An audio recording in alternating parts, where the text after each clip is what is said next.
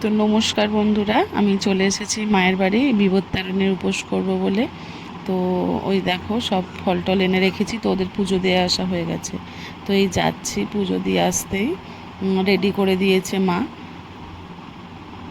তো এই যে আর রোদ্দুর ভীষণ বেরিয়েছে দেখো, খুব সুন্দর লাগছে। এটা বাপের বাড়িতে। আর বিপত্তারিণীর পুজো একটা জেঠুদের বাড়ি আসে ঠাকুর মশাই, তো ওখানেই পুজো দিতে যাই আর সবাই একসঙ্গেই যাই।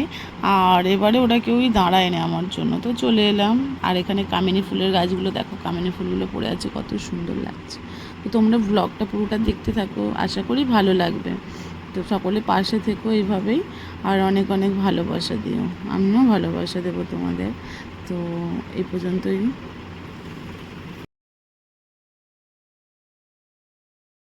কামিনী ফুলগুলোও খুব সুন্দর লাগছিল। আর এই যে আমার ভাইয়ের বউ, এই দেখো ও নিয়ে নিল একটু, ফুলটা নিচে ছিল বলে সুন্দর লাগছিল। কামিনী ফুলের গন্ধগুলো মানে ভীষণ সুন্দর, রাত্রে মানে পুরো মোমো করে। তো এই তো চলে এলাম, এই দেখো ওদের মন্দির, জেঠিমাদের মন্দির। আর ঠাকুরতলাটা নিচে আর ঠাকুর ঘরটা ওপরে। তো চলো আমরা যাচ্ছি ঠাকুর ঘরে। আর অনেক সবাই আছে, এই যে জুতো রয়েছে। আর জেঠুর ওই যে বাচ্চাটা দেখো, ও জল দিয়ে যাচ্ছে গাছে, নাতিটা।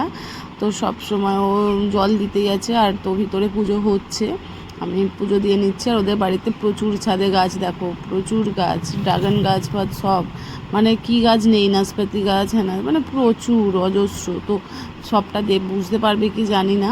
দেখো প্রচুর গাছ ওদের বাড়িতে। তো পরের ব্লগ, এটা অনেক দিন আগের রেডি করা ছিল, দেওয়া হয়নি, অনেকটা দেরি হয়ে গেল বন্ধুরা। তো একটু পাশে থেকেও সকলে, অনেক অনেক ভালোবাসা দিও। দেন টাটা।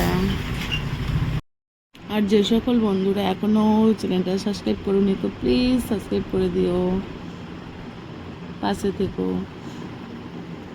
টাটা, অনেক ভালো থেকো, সুস্থ থেকো।